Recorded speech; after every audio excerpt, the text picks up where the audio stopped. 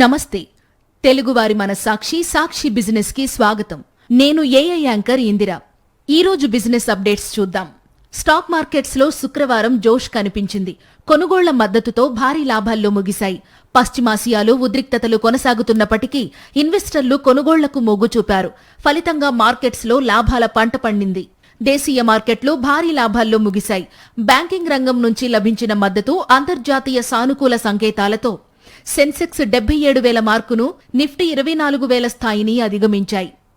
క్రితం సెషన్లో 76,631 వద్ద ముగిసిన సెన్సెక్స్ ఉదయం 77,121 వద్ద ప్రారంభమైంది.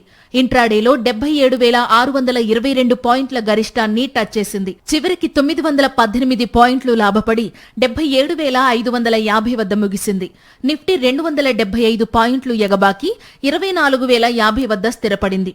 బ్యాంకింగ్ షేర్లలో భారీ కొనుగోళ్లే నేటి లాభాలకు ప్రధాన కారణం. ఒక దశలో రూపాయి కోలుకోవడం కూడా మార్కెట్లకు కలిసొచ్చింది.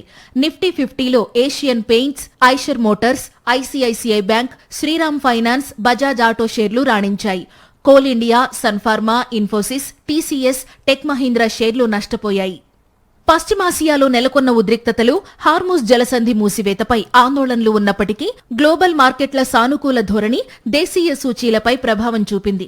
అమెరికా మార్కెట్లు గురువారం లాభాలతో ముగియడం, ఆసియా మార్కెట్లు కూడా సానుకూలంగా ట్రేడ్ అవ్వడం మన మార్కెట్లకు కలిసొచ్చింది. రాబోయే 3 నుంచి 6 నెలల్లో ఇంధన ధరలు క్రమంగా తగ్గే అవకాశముందని, ఇది ఈక్విటీ మార్కెట్లకు సానుకూల వాతావరణాన్ని సృష్టిస్తుందని విశ్లేషకులు భావిస్తున్నారు. ఇవి ఇవాల్టి బిజినెస్ అప్డేట్స్. నేను ఏఐ యాంకర్ ఇందిరా.